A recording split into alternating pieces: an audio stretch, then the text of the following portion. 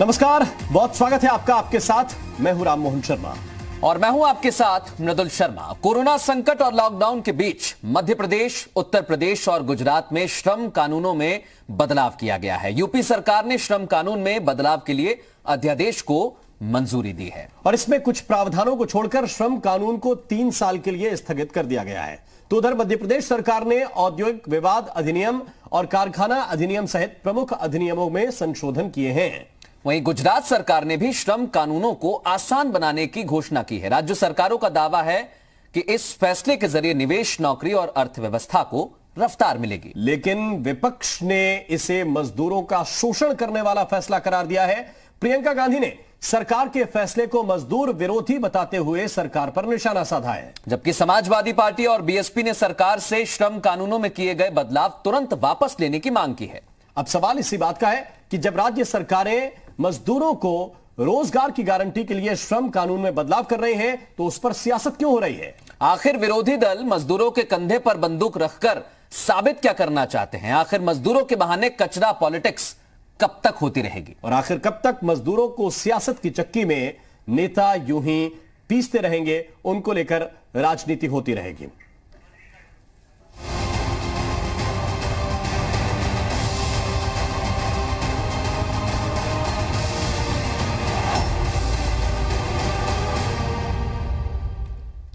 श्रम कानून में बदलाव को लेकर उत्तर प्रदेश में सियासत चरम पर है। विपक्ष ने सरकार को मजदूर विरोधी करार दिया और इसे वापस लेने की मांग की है, जबकि श्रम मंत्री स्वामी प्रसाद मौर्य ने विपक्ष पर घड़ियाली आंसू बहाने के बजाय अध्यादेश पढ़ने की नसीहत दी है। ये जो इन्होंने स्थगित किया है श्रम कानूनों को, ये पूंजीपतियों को हितों की रक्षा करने वाली, कारखानेदारों की हितों की रक्षा करने वाला है, मजदूरों पर कुठाराघात है।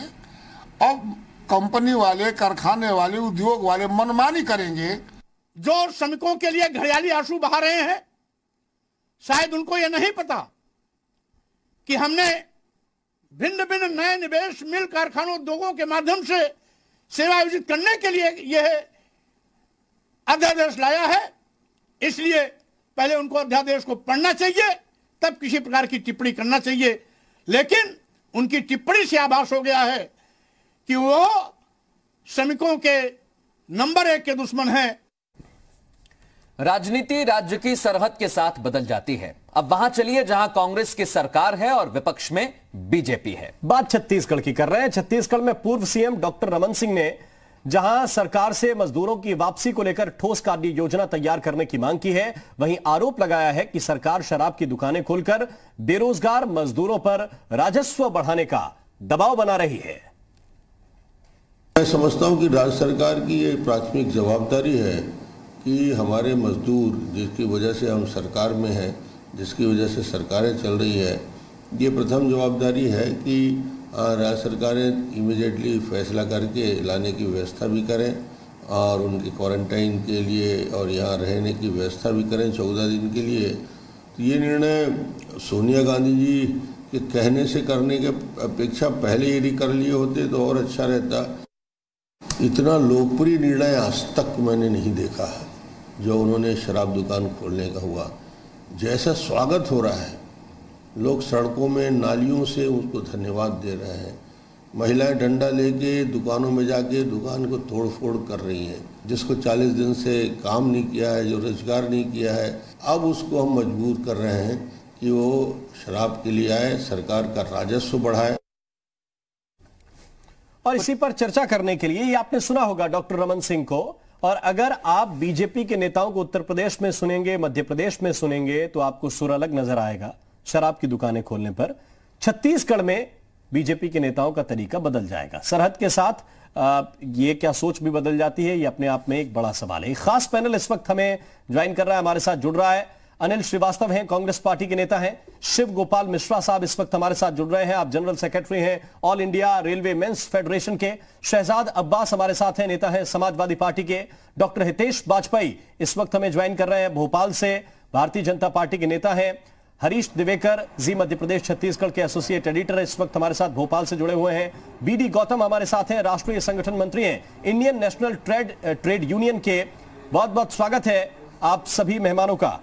सबसे पहले मेरा सवाल है हितेश वाजपेयी जी आपसे, श्रम कानूनों में जो परिवर्तन हो रहा है, विपक्ष का कहना है कि ये मजदूरों के साथ नाइंसाफी है। एक तो वैसे ही वो बड़ी दिक्कत में है, उनका रोजगार पिछले 1.5 महीने से उन्हें कुछ मिल नहीं रहा है, उनके हाथ में कुछ है नहीं। आप लोग जितना सहयोग कर दे रहे हैं वही है, उस पर भी ये आरोप है कि ये ठीक से सहयोग नहीं हो रहा है। और ऊपर से श्रम कानून में वो बदलाव कर दिया, ये तो उनके साथ और गलत हो रहा है। आपको क्या लगता है? देखिए, मुझे लगता है राम जी, हम यदि इस पूरे सेक्टर को देखें तो इसके 3 बहुत प्रमुख पिलर हैं। एक जो उत्पादक है, मजदूर वर्ग हो गए या कारीगर हो गए जिनको हम बोलते हैं, जो लोग उत्पादन की प्रक्रिया में भाग लेते हैं।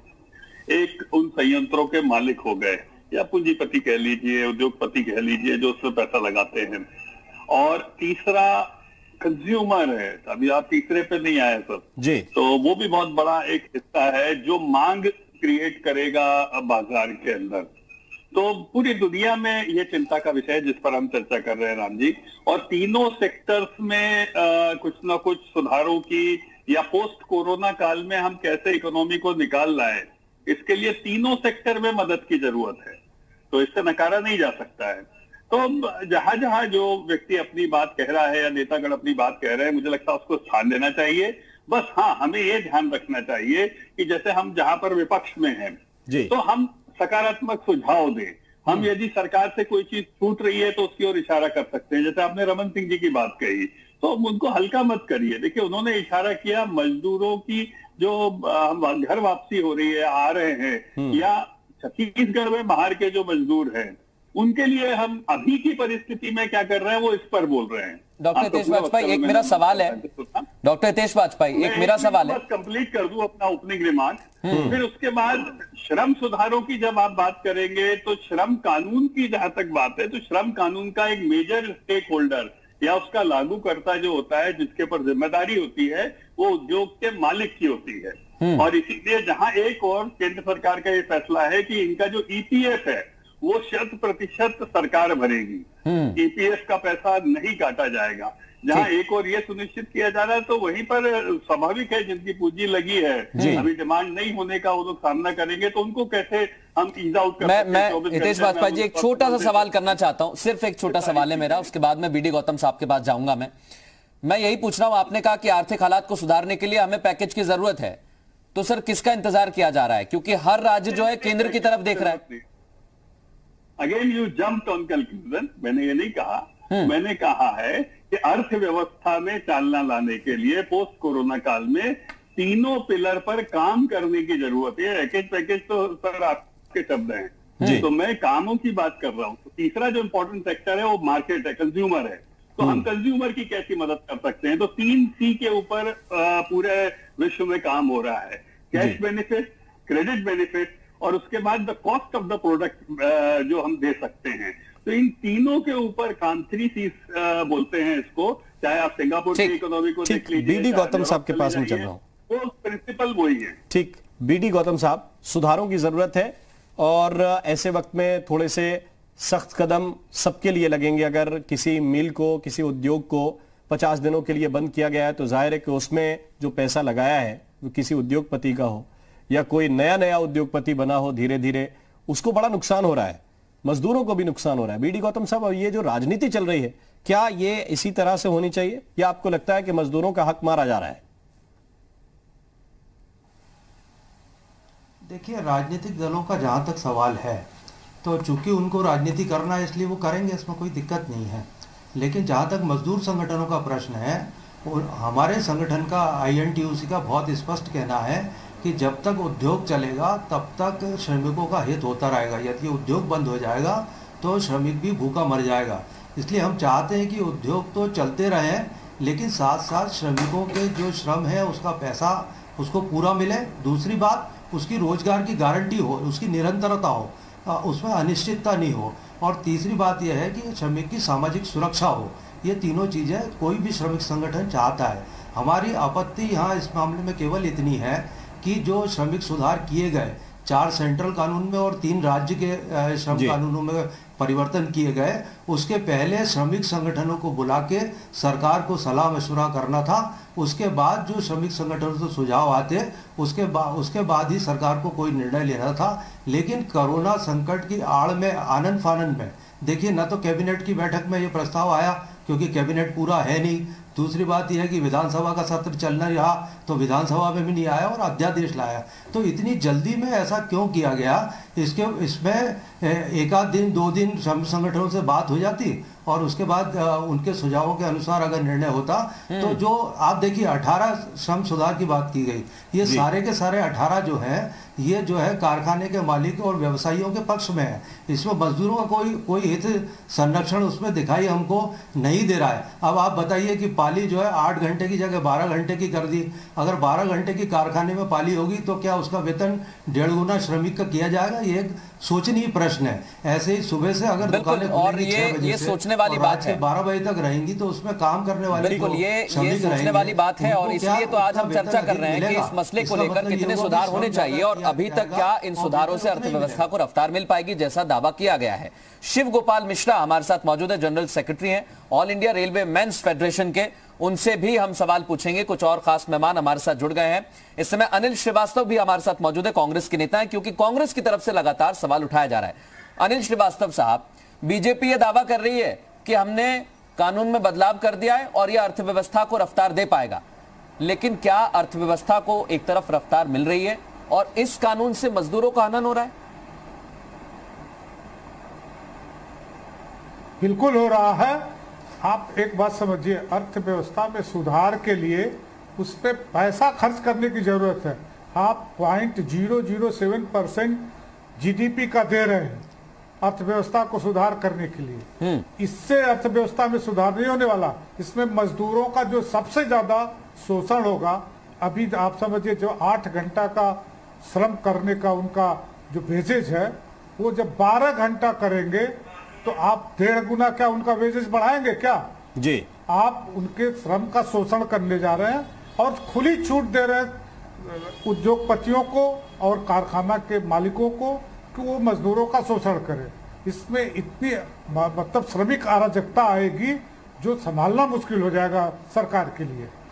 मेरे ख्याल से श्रमिक संगठनों से बैठकर उनके से विचार विमर्श करके और कोई निर्णय लेना चाहिए। एक तरफा निर्णय लेने से नुकसान ही होगा, फायदा नहीं होने वाला।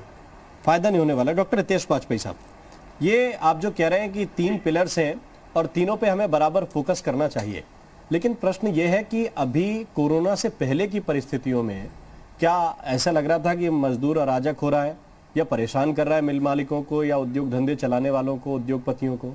जो बदलाव की जरूरत ऐसी क्यों महसूस की गई? उसके जो अधिकार थे वो उसके पास रहते, उसके बावजूद वो काम करता। देखिए राम जी, आपका पहली चीज तो मैं आपके इस प्रकार की चर्चा को भी उस प्रक्रिया का हिस्सा मानता हूँ, तो मैं इसको पॉजिटिवली लेता हूँ। अनिल शर्मा जी ने जो बात कही है, हमारे इंटक के साथी ने जो बात कही है, दोनों बातें अपनी जगह ठीक हैं, लेकिन उसमें क्लैरिफिकेशन है कुछ। जैसे अनिल शर्मा जी ने जो बात कही है, भाई मजदूरों का एक क्वार्टर में 125 घंटे से कोई छेड़छाड़ नहीं है, तो उनके वर्किंग आवर से छेड़छाड़ नहीं है, उनकी पालियों में परिवर्तन किया है जिससे कि उनका युक्त करण करके उनका उपयोग हो सके। दूसरा जो बात उनकी महत्वपूर्ण है अनिल शर्मा जी की, कि भाई चलो उद्योगपति वाली बात। देखिए इसमें आप अधिकांश जो चेंजेस देखेंगे ये शुरुआत है, पहली चीज तो मैं बता दूं, क्योंकि अंत नहीं है ये, it is the start of the things. और जिसमें आपके जैसे ये जो डिस्कशन हो रहे हैं, ये भी हुक्मरान सुनते हैं या ब्यूरोक्रेसी सुनती है और उसको अकाउंट पे लेती है, डिस्काउंट नहीं किए जाते। आप लोगों का मत महत्वपूर्ण है। तो जब ये बातें निकल कर आती हैं तो ब्यूरोक्रेटिक चेंजेस ज्यादा हैं जो आपने देखे होंगे। मतलब प्रशासन को जो तैयारियां करनी है, जैसे 61 रजिस्टर्स को हटाना, फिर लेबर इंस्पेक्टर्स का इंटरफेरेंस कम करना, तो इसमें आप पाएंगे कि जो प्रशासनिक तैयारियां उसके संदर्भ में होनी है वो हिस्सा अभी ज्यादा है, क्योंकि शासन तो काम कर रहा है। ये मेरा एक छोटा सा सबमिशन है, अभी बाकी दोनों सेक्टर्स पे आना है। मैं लौट रहा हूं हितेश वाजपेयी साहब। इस समय शिव गोपाल मिश्रा है हमारे साथ। शिव गोपाल मिश्रा जी हैं सर, थोड़ा सा समय की कमी है, फिर हम ब्रेक पे भी जाएंगे। डॉक्टर हितेश वाजपेयी, मैं आ रहा हूं, लौट रहा हूं। ठीक, मैं शिव जी हमारे साथ जुड़ गए। Shiv Gopal Mishra ji, General Secretary All India railway mains federation के। शिव गोपाल साहब, मेरा सवाल यही है, क्योंकि स्थितियां आप देख रहे हैं, बदलाव की बात की जा रही है, लेकिन सबसे अहम सवाल यह कि बदलाव की आवश्यकता अभी क्यों पड़ी और क्या वाकई इस बदलाव का फायदा होगा या फिर एक तरफ इसका नुकसान होगा मजदूरों को? देखिए, इसका बहुत जबरदस्त नुकसान होगा। बात यह है कि हमारे जो लेबर लॉज थे वो बड़े सोच समझ करके बनाए गए थे और ये एक तरीके से कॉन्स्टिट्यूशन का एक हिस्सा था जो बाबा साहब ने इसको बनाने का काम किया था।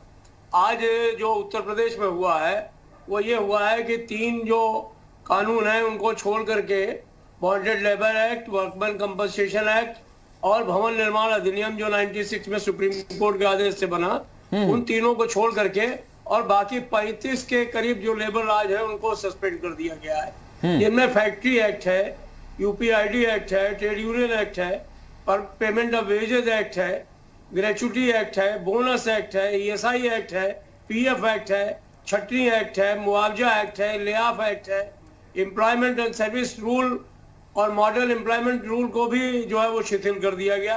और ये एम्प्लॉयमेंट जो है वो जो फैक्ट्रियां बंद हो जाती थी फिर चालू करते थे, उनको पुराने मजदूरी ला करके सेम शर्तों पर लगाते थे, वो भी सस्पेंड हो गया। कॉन्ट्रैक्ट एक्ट सब सस्पेंड हो गया। वेज बोर्ड जो तमाम फैक्ट्रीज में है, शुगर इंडस्ट्री में उत्तर प्रदेश में ये वेज बोर्ड लगा हुआ है, हालांकि कहीं लागू है नहीं लागू है वो अलग का सवाल है, लेकिन ये जितने मूल कानून थे मजदूरों के हक में, हालांकि कहीं कहीं पे इनका भी वायलेशन होता रहता था जी, तो उनको सबको जो है वो सस्पेंड कर देने का काम किया।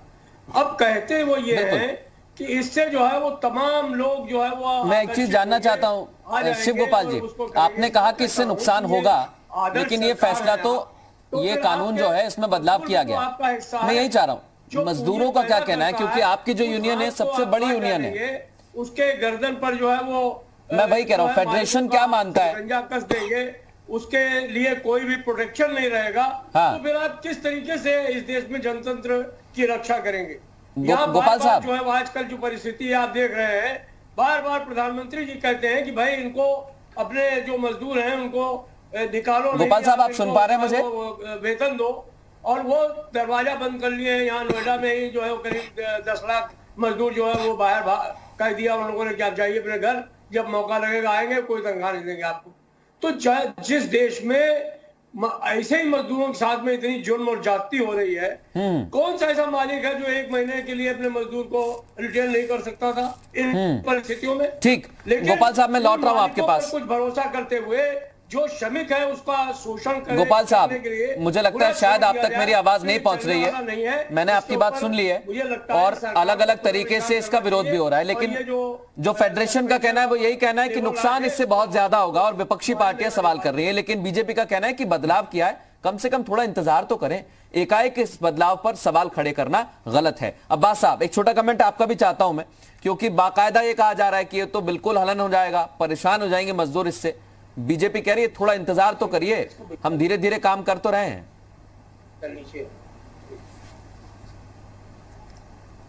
बहुत धन्यवाद आपका। जी कहिए। बहुत धन्यवाद आपका। देखिए, अभी आपने 2-3 दिन पहले श्रम मंत्री का एक बयान देखा होगा जिसमें उन्होंने श्रमिकों को जो है मौत का सौदागर बताया था, मौत का सौदागर उन्होंने बताया था। इसकी गंभीरता से आप समझ सकते हैं कि वो श्रमिकों के लिए कितने गंभीर हैं। दूसरी बात ये कानून जो है वो स्थगित कर मजदूरों के शोषण के लिए ये पूरे रास्ते इन्होंने खोल दिए हैं, और ये पूंजीपति जो है वो जिस तरीके से मजदूरों का, श्रमिकों का जो शोषण करेंगे, वो जो गरीब तबका है या वो दलित हो, मजदूर तबका हो या एक कमजोर वर्ग का जो तबका है, वो सबकी जिंदगी में जो परेशानियां आएंगी उसको भारतीय जनता पार्टी पूरी तरीके से समझ नहीं रही है। आप देखिए कि पूरे हिंदुस्तान के अंदर किस तरीके से लेबर तबका जो कामगार है, जो दूसरे शहरों के अंदर है, दूसरे राज्यों में है, वो किस तरीके से परेशान है, और भारतीय जनता पार्टी की कान पे जू नहीं रेंग रही है। और आप देखिए एक घटना कल भी हुई, ट्रेन से कट गए मजदूर, लेकिन कोई बयान सरकारी उसके ऊपर नहीं आया है अभी तक। तो हम समझते हैं कि जो ये कानून बदलाव कर रहे हैं, जो अध्यादेश वाजपेयी साहब कुछ कहना चाह रहे हैं आपकी बात पर, लिए बेपनाह नुकसानदेह, उनकी जिंदगियों में परेशानियों से भरा हुआ होगा। मुझे लगता है आपका टॉपिक बहुत अच्छा है, आप 1, 2, 3 करके देखिए, बताइए। आप बहुत जिम्मेदार दल हैं। हितेश वाजपेयी बीजेपी की तरफ से कुछ कहना चाह रहे हैं आपसे, कहिए वाजपेयी साहब, आप कहिए। देखिए, माइग्रेंट लेबर जिसकी बात हो रही है, माइग्रेंट लेबर की परिस्थिति पोस्ट कोरोना सेशन में बड़ी मात्रा में चेंज होने वाली है, दुनिया भर में होनी है। आप किसी भी देश को उठाकर देखेंगे तो वहां पर जैसे 10 लाख मजदूर काम कर रहे हैं, तो दूसरे जो छोटे देश होते हैं यूरोप में, तो वो तो दूसरे देश से ही आते हैं, जैसे अपने राज्यों से आते हैं, तो वो वापस जा रहे हैं घर। अब हीरो वाजपेयी जी, नहीं आएंगे। हीरो वाजपेयी जी, आपने कोरोना जब से मार्च में आया है, कोरोना जो है वो फरवरी के लास्ट से आया है, और आपने जब कोरोना ज्यादा बढ़ा तो आपने जमातियों के ऊपर चक्कर चलाया, और 1.5 महीने तक आपने जमातियों के ऊपर चक्कर चला के पूरे हिंदुस्तान की जनता को गुमराह किया। अब जब श्रमिक बाहर निकल रहे हैं, मजदूर बाहर निकल रहे हैं, तो उनकी आवाज को दबाने के लिए आप एक कानून और ले आ रहे हैं। वो कानून सिर्फ आप इसलिए ला रहे हैं कि जो कामगार हैं, वो गरीब तबका जो है वो जब काम करने के लिए जाएगा, मिलों में जाएगा, बड़े पूंजीपतियों के घराने में जाएगा, तो वो अपनी आवाज को उठा नहीं सकता, उनका शोषण किया जा रहा है। सिर्फ आप ये चाल चल रहेंगे, आपको गरीबों से, दलितों से, या जो कमजोर वर्ग है, देखिए डॉक्टर तेज वाजपेयी और अब्बास साहब अपनी राजनीति कर रहे हैं। अगर आपने आप दोनों इस तरीके से एक दूसरे को काटेंगे तो बात नहीं बन पाएगी। देखिए, मजदूर जो है वो आराम से सुनना चाहता है आपकी बात, और बड़ी बात यही है कि पॉलिटिक्स नहीं होनी चाहिए, और पॉलिटिक्स में कचरा कतई नहीं होनी चाहिए। अगर बेवजह की राजनीति होगी तो फायदा नहीं है। मजदूरों की बात करने वाले प्रतिनिधि भी हमारे साथ हैं, वहां पे आप कानून अध्यादेश और सरकार की बात रखने वाले प्रवक्ता भी हमारे साथ हैं, हम उनकी बात सुनेंगे। हरीश दिवेकर हमारे साथ हैं, एसोसिएट एडिटर, उनके पास भी चलेंगे। लेकिन पहले एक छोटा सा ब्रेक, ये बहुत स्पष्ट कर दें कि बेवजह की राजनीति इस पर नहीं होनी चाहिए, क्योंकि मामला ये बहुत गंभीर है, हजारों लाखों लोगों के रोजगार से जुड़ा हुआ है। और इस बात को भी यहां समझना होगा कि 20 लाख से ज्यादा प्रवासी मजदूर उत्तर प्रदेश में आ रहे हैं, या अब तक बहुत सारे आ चुके हैं। इसी तरह मध्य प्रदेश, छत्तीसगढ़ में संख्या है, जहां लाखों की संख्या में लोग जो दूसरे राज्यों में काम करते थे वो अपने राज्य में वापस आए हैं। उन्हें एडजस्ट कैसे किया जाए, ये भी तो एक चुनौती सरकार के सामने है। क्या इसको नेता समझ रहे हैं? छोटा सा ब्रेक ले रहे हैं, तुरंत हाजिर होते हैं।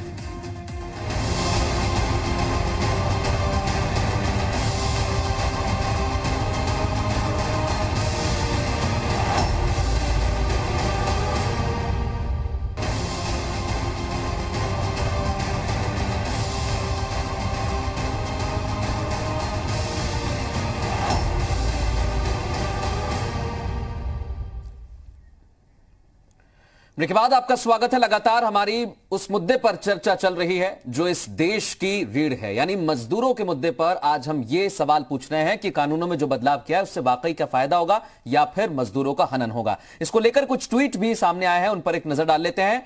प्रियंका गांधी ने एक ट्वीट किया है, वो ट्वीट करके लिखती हैं, यूपी सरकार द्वारा श्रम कानूनों में किए गए बदलावों को तुरंत रद्द किया जाना चाहिए। आप मजदूरों की मदद करने के लिए तैयार नहीं हैं, आप उनके परिवार को कोई सुरक्षा कवच नहीं दे रहे, अब आप उनके अधिकारों को कुचलने के लिए कानून बना रहे हैं। मजदूर देश के निर्माता हैं, आपके बंधक नहीं हैं, इसीलिए जो बदलाव हुए हैं उन बदलावों को तुरंत निरस्त किया जाना चाहिए। वहीं मायावती ने भी एक ट्वीट किया, उन्होंने हमला किया है ट्वीट करके। उन्होंने ट्वीट कर लिखा है, कोरोना प्रकोप में मजदूरों श्रमिकों का सबसे ज्यादा बुरा हाल है और फिर भी उनसे 8 के बजाय 12 घंटे काम लेने की शोषणकारी व्यवस्था पुनः देश में लागू करना अति दुखद व दुर्भाग्यपूर्ण है। श्रम कानून में बदलाव देश की रीढ़ श्रमिकों के व्यापक हित में होना चाहिए, ना कि कभी भी उनके अहित में। अखिलेश यादव, समाजवादी पार्टी के राष्ट्रीय अध्यक्ष, उन्होंने भी ट्वीट किया और लिखा कि उत्तर प्रदेश की बीजेपी सरकार ने एक अध्यादेश के द्वारा मजदूरों को शोषण से बचाने वाले श्रम कानून के अधिकांश प्रावधानों को 3 साल के लिए स्थगित कर दिया। ये बहुत आपत्तिजनक और अमानवीय है। श्रमिकों को संरक्षण न दे पाने वाली गरीब विरोधी बीजेपी सरकार को तुरंत त्याग पत्र दे देना चाहिए। और सीधे मेहमानों का रुख करते हैं, हमारे साथ लगातार मेहमान बने हुए हैं, सीधे उनका रुख करेंगे।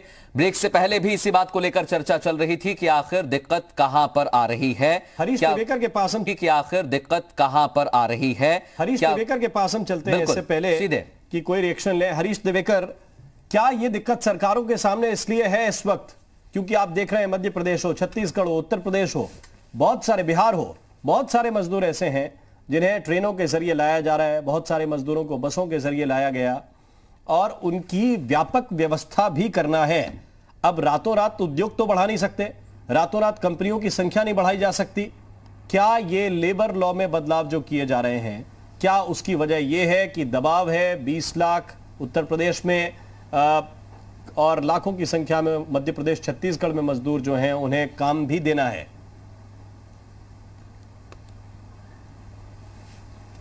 राम, देखिए, ये जो मध्य प्रदेश में बदलाव हुए हैं उसकी मुख्य वजह है कि सरकार मजबूर हो गई। अर्थव्यवस्था जो कोरोना महामारी के चलते जो सरकार की रीढ़ टूट गई अर्थव्यवस्था की, उसको वापस सुचारू पटरी पर लाने के लिए सरकार ने लगातार उद्योगपतियों से बात की।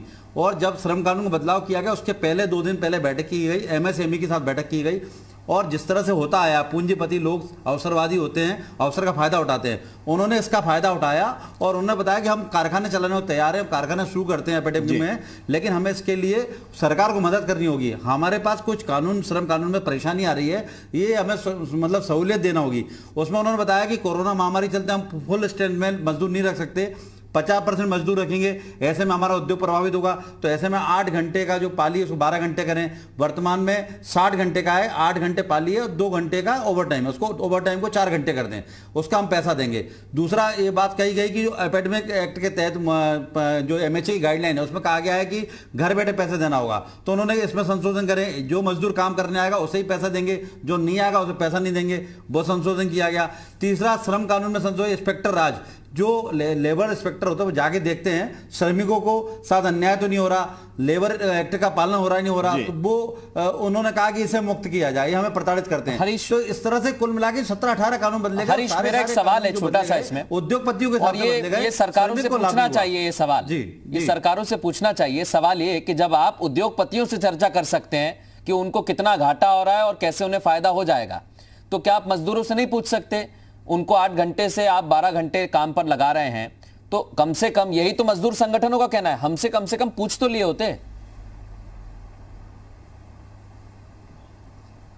बिल्कुल सही कहा आपने। मुद्दे की बात यही है कि सरकार ने मजदूर संगठनों से बात नहीं की, जैसे बीडी गौतम जी ने कहा और हमारे और दूसरे मजदूर साथी, यूनियन साथियों ने कहा, सरकार ने केवल अर्थव्यवस्था पटरी पर लाने के लिए उद्योगपतियों को फोकस किया। यहां सरकारें गलती कर गई और यही मध्य प्रदेश सरकार भी गलती कर गई। यही वजह है कि आज अगर सरकार बात करती तो 2 शर्तें इनकी मानती, 4 शर्तें उनकी मानती, समन्वय बन सकता था, लेकिन एक तरफा हुआ कानून और पूरा उद्योगपति पूंजीपतियों की बात मानी गई।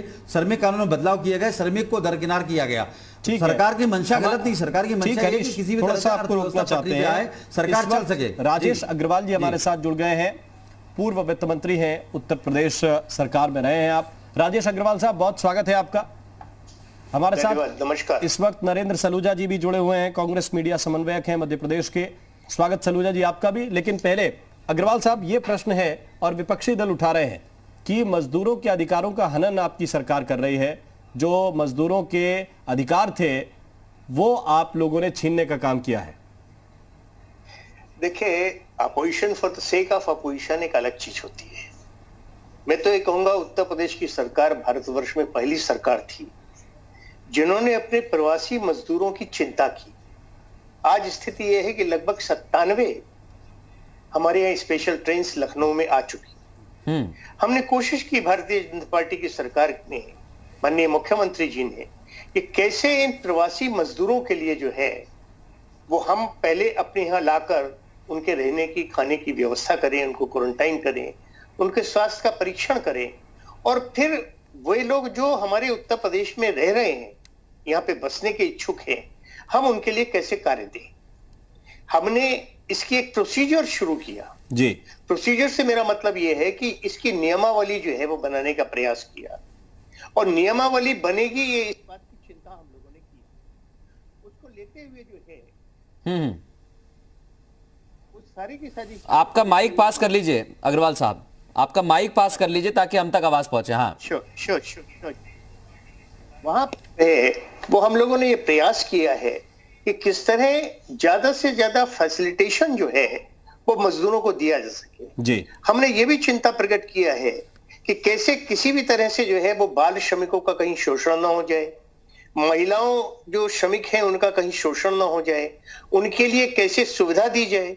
हर चेंज जो है फॉर द बेटरमेंट होता है, एक्सप्लॉइटेशन को नहीं होता है। ये सरकार निश्चित रूप से जो है वो हर उस जनहित के कार्य को करने के लिए प्रतिबद्ध है। अग्रवाल साहब, जो उसको करना है। एक छोटा मेरा सवाल है, क्योंकि जो तमाम संगठन हैं जो श्रमिकों के संगठन हैं वो इस बात को लेकर आश्वस्त नहीं हो पा रहे हैं और वो भरोसे में भी नहीं आ पा रहे हैं कि आपने फैसला ले लिया लेकिन हमसे ना पूछा गया, ना हमको जानकारी दी गई और इस तरह का फैसला ले लिया जो हमारे हक में नहीं है। देखिए, एक तो सबसे पहली बात यह है कि फैसला नहीं हुआ है। This is a simple discussion. इसके लिए जो है वो हम अभी बहुत सारी चीजें प्रोसीजर में है। ये डिस्कशन बड़ा महत्वपूर्ण होता है। इसी से तो फिल्टर होकर बहुत सारी चीजें जो है वो लोगों के सामने आएगी। हमारी सरकार के जो प्रमुख लोग बैठे हैं, मेरा ब्यूरोक्रेट जितना बैठा हुआ है, उनको भी इन सब चीजों को समझने का अवसर मिलेगा और इसी से अच्छी चीजें निकल कर आएंगी। मैं तो कहता हूं ये स्वागत की बात है कि खाली कह देने से काम नहीं चलता। जितने भी श्रमिक संगठन हैं सरकार भी करेगी, निश्चित रूप से करेगी। वो इतने बड़े श्रमिक संगठन, और श्रमिक संगठन तो भारतवर्ष में नहीं विश्व के अंदर भारतीय मजदूर संघ जो है वो हमारा सबसे बड़ा श्रमिक संगठन है। ये कैसे संभव है कि हम जो है वो उन श्रमिकों की चिंता नहीं करेंगे जो हमारे अपने हैं? बिना उनके न तो जो है वो हमारी फैक्ट्री चल पाएगी, न मेरा व्यापार चल पाएगा। आज जो स्वप्न देख रहा है उत्तर प्रदेश, 8 घंटे की जगह 12 घंटे काम लेने की बात की जा रही है। क्या चिंता की जा रही है और क्या चिंता की बात आप नहीं? ये चिंता है मंत्री। ओवर टाइम आज का नहीं है, ओवर टाइम हमेशा से चला है।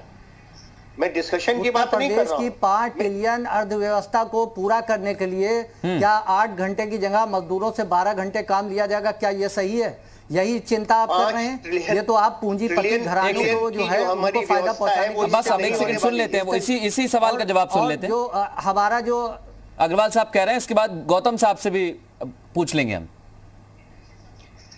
इसमें जो है वो किसी भी तरह से ये खाली इस चीज से कि 8 घंटे की जगह 12 घंटे करने से ये 5 ट्रिलियन की जो हमारी व्यवस्था है वो संभव नहीं है। ये चीज संभव नहीं है, मैं मानने को तैयार नहीं। खाली एक चीज से कभी भी पूरी चीजों को प्राप्त नहीं किया जा सकता। इंडस्ट्री है, इंडस्ट्री में बहुत सारे ऑर्गन्स होते हैं। लेबर एक मुख्य ऑर्गन है और उसके चलते हुए हम इसको करने को तैयार हैं। जितने संशोधन है, हमारा डिस्कशन चल रहा है, हम अच्छे से अच्छा जो है वो उनको करने को तैयार हैं, उनको दे रहे हैं और अच्छे से अच्छा जो है वो निश्चित रूप से जो भी हमारी नियमावली बनेगी उसमें हम उसको संशोधन के साथ करने जा रहे हैं। अग्रवाल साहब, बीडी गौतम साहब हमारे साथ मौजूद हैं जो राष्ट्रीय संगठन मंत्री हैं। और एक सेकंड अनिल श्रीवास्तव, मैं आपका सवाल भी पूछेंगे, आपका सवाल पूछेंगे।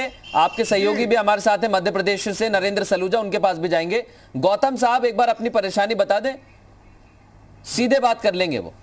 गौतम साहब, अग्रवाल साहब कह रहे हैं कि कोशिश हमारी है, पटरी पर लेकर आएंगे। कहिए। हाँ, इतिहास गवाह है ना कि हमेशा एकलव्य को ही अपना अंगूठा देना पड़ता है। अगर 3 पक्ष बताए जा रहे हैं कि एक कारखाने का मालिक है, दूसरा मजदूर है और तीसरा उपभोक्ता है, तो केवल एकलव्य का अंगूठा ही क्यों मांगा जा रहा है? बड़ी आश्चर्यजनक बात है। माननीय मंत्री जी कह रहे हैं कि उस पर विचार होगा। अरे जब अध्यादेश जारी हो गए और उसका प्रकाशन हो गया तो अब आप क्या विचार करने वाले हैं? एक आश्चर्यजनक बात है।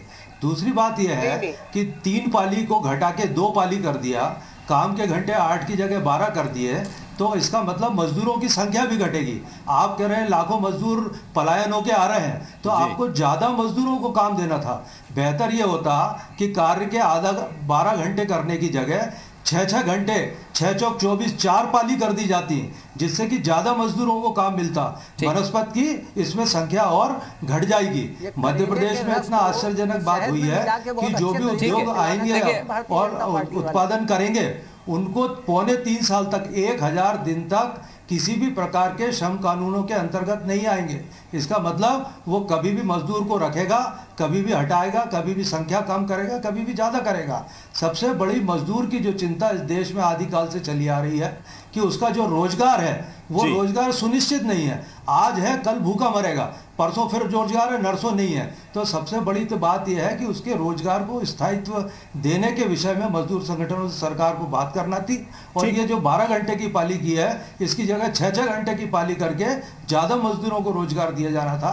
ये सारे के सारे 18 परिवर्तन जो किए गए हैं वो केवल और केवल पूंजीपतियों के पक्ष में किए गए हैं। पूरा का पूरा देश इस बात का गवाह है, पूरा का पूरा देश गवाह है कि शोषण वर्तमान कानूनों के रहते हुए भी मजदूरों का ही हो रहा था। नरेंद्र सलूजा, मजदूरों को लेकर चिंता बहुत आप लोगों ने भी जताई है और बढ़ने वाला है। निश्चित तौर पे जो गौतम जी कह रहे हैं मैं उनकी बात से सहमत हूँ। आज अवसर था कि मजदूरों के कार्य के समय को कम करने का, लेकिन बढ़ा दिया गया है।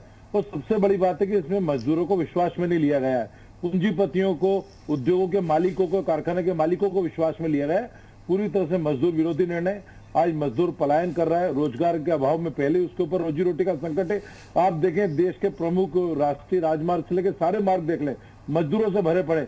भूखे प्यासे साइकिल पर पैदल अपने बच्चे को गोदी में उठाए पलायन कर रहा है, भूख प्यास से तड़प रहा है, इस भीषण गर्मी में लू की चपेट में मर रहा है, वाहन दुर्घटना का शिकार हो रहा है। कल भी मध्य प्रदेश के शहडोल और उमरिया के 16 मजदूर एक ट्रेन दुर्घटना का औरंगाबाद में शिकार हुए। इसके पहले मथुरा में छतरपुर के कुछ मजदूर शिकार हुए।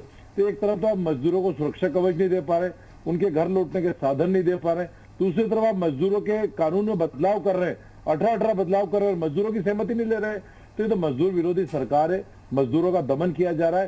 पहले तो मजदूरों के ऊपर खाने को नहीं है, राशन नहीं है, वो अपने घर को लौटना चाहते हैं, उस सब चीजों की व्यवस्था तो नहीं की जा रही, उल्टा उनके कानून में बदलाव कर उनका कहीं ना कहीं दमन किया जा रहा है। राजेश अग्रवाल जी, ये प्रश्न पूछा जा रहा है, ये मायावती पूछ रहे हैं कि 12 घंटे क्यों कर दिया, अखिलेश यादव ये पूछ रहे हैं कि उनके जो अधिकार हैं वो क्यों कम किए गए।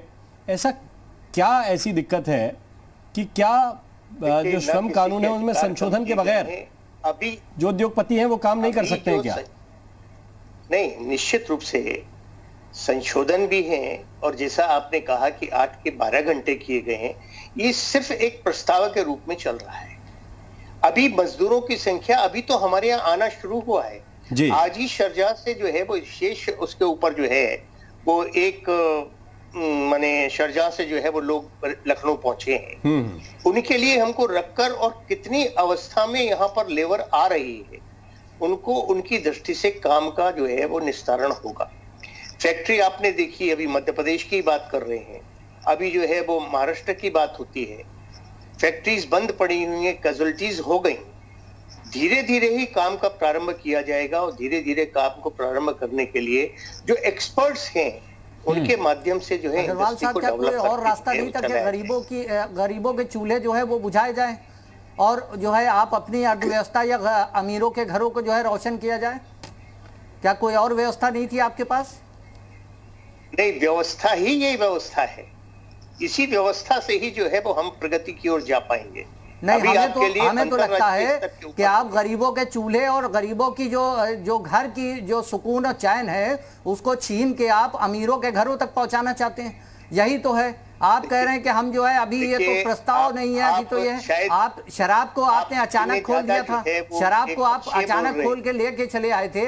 40 दिन से लोग अपने घरों में कैद हैं, लोगों की रोजगार चले गए, नौकरियां चली गई हैं लोगों की, और आपने अचानक शराब को खोल के कोरोना के 5000 मरीज, आपको मालूम है 48 घंटे के अंदर 6000 मरीज बढ़ गए।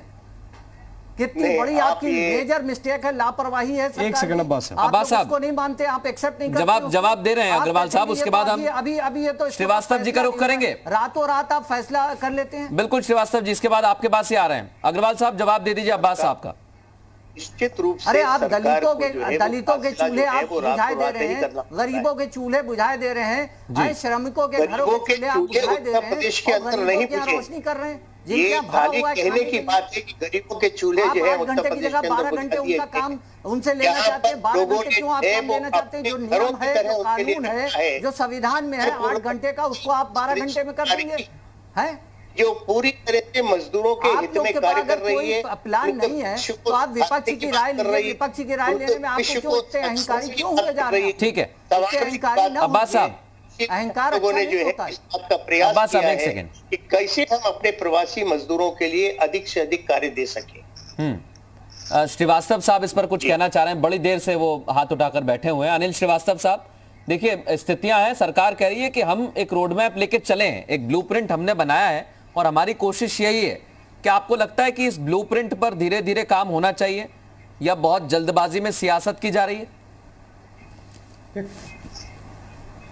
नहीं, बहुत जल्दबाजी में सियासत की जा रही है। देखिए 2-3 बात आप समझ लीजिए, इनके पास कोई रोड मैप नहीं है।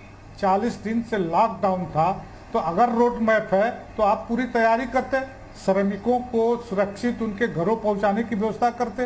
वो सड़क पे मर रहे हैं, जितना कोरोना से मरेंगे उससे ज्यादा ये भूखमरी से और एक्सीडेंट से ऐसे मर जाएंगे। और फिर इसके बाद आप एक तरफा निर्णय लेते हैं, श्रमिक संगठनों से बात नहीं करते हैं।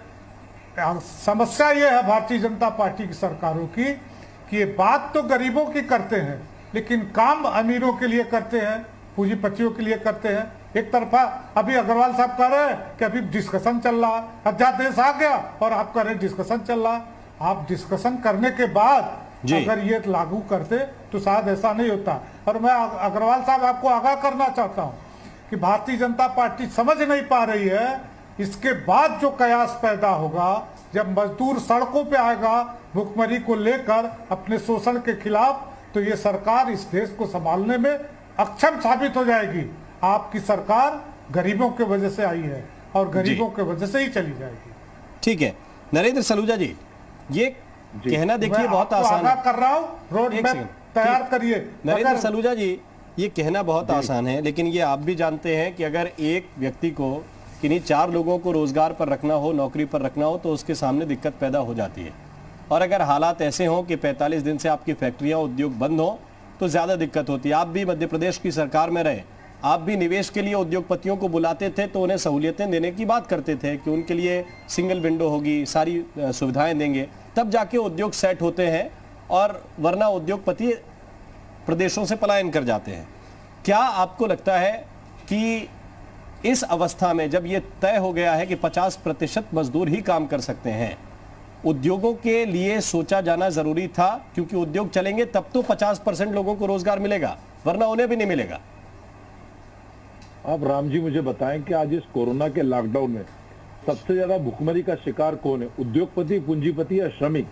आज सबसे ज्यादा भुखमरी की कगार पर श्रमिक, जिसके पास खाने को पैसे नहीं, जिसके पास रोजगार का अभाव है। हम कहते हैं पूंजीपतियों की बात सुनना चाहिए, लेकिन श्रमिकों को विश्वास में लेना चाहिए था, श्रमिकों को बिठा के बात करना चाहिए थे। आज उनकी समस्याओं पे ध्यान देने की आवश्यकता है। आज इससे श्रमिकों का शोषण बढ़ेगा। पूंजीपति, उद्योग तो फिर खड़े हो जाएंगे।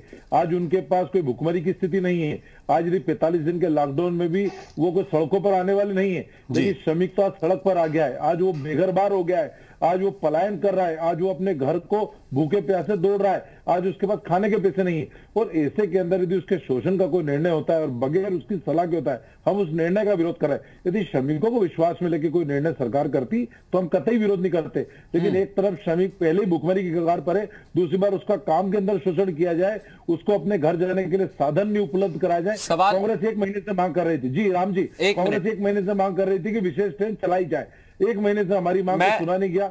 जी मैं नरेंद्र सलूजा जी आपके पास आ रहा हूं। हमारे सहयोगी हरीश हमारे साथ मौजूद हैं मध्य प्रदेश से, क्योंकि नौकरियों को लेकर बड़ी चर्चा चल रही है। उसके बाद हम राजेश अग्रवाल साहब के पास पहुंचेंगे। हरीश का एक छोटा कमेंट। हरीश, जो नौकरियों को लेकर बात चल रही है, पहले भी सवाल यही था कि नौकरियों की कमी है, अब कहा जा रहा है कि निवेश, नौकरी और अर्थव्यवस्था को रफ्तार मिलेगी। लेकिन क्या विश्वास में लेना बहुत जरूरी हो जाता है? और अभी ऐसे वक्त में नौकरियां जहां पहले ही कम थी, अब उन्हें बढ़ाने के लिए उन्हीं कानूनों में बदलाव किया गया जो श्रमिकों के हैं। बिल्कुल सही कहा मृदुल आपने। और सबसे बड़ी समस्या यही है कि अभी किसी भी तरह से उद्योग चालू हो, और इसीलिए सरकार प्रयास कर रही है। और सरकार यहाँ गलती जरूर कर गई है कि श्रमिकों संगठनों से बात नहीं की, लेकिन सरकार की मंशा है कि एक बार पटरी पे आएगा तो रोजगार मिलेंगे, नहीं तो विस्फोट स्थिति हो जाएगी, लोग सड़कों पे आ जाएंगे। अभी कोरोना के चलते लोगों की कमर टूट गई है, पैसा नहीं है, मजदूरों के पास पैसा नहीं है।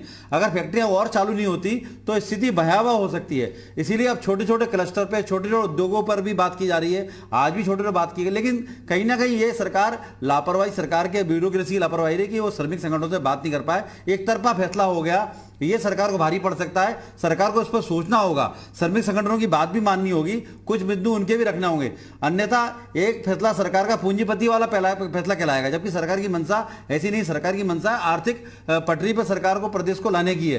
क्योंकि अभी जो हालत बने, पैसा नहीं है सरकार के पास, जब प्रोडक्शन होगा, टैक्स लगेंगे तो पूरा साइकिल घूमेगा। अभी साइकिल रुक गया है, साइकिल घुमाना आवश्यक हो गया है, जिसमें प्रदेश के साथ साथ देश तक को पूरा असर आएगा। और अभी सरकार उसी फोकस पे काम कर रही है। लेकिन जहां श्रमिक संगठन की बात है, उनका भी कहना है कि एक तरफ कानून हो गए तो उनका पूरा शोषण होगा, शोषण को देखने वाला कौन होगा? उन्हें रोजगार जरूर मिलेगा, रोजगार उनको दबा के दिया जाएगा। उनका शोषण क्या, 8 के 12 घंटे काम, 15 घंटे काम, उनकी सुनवाई नहीं होगी।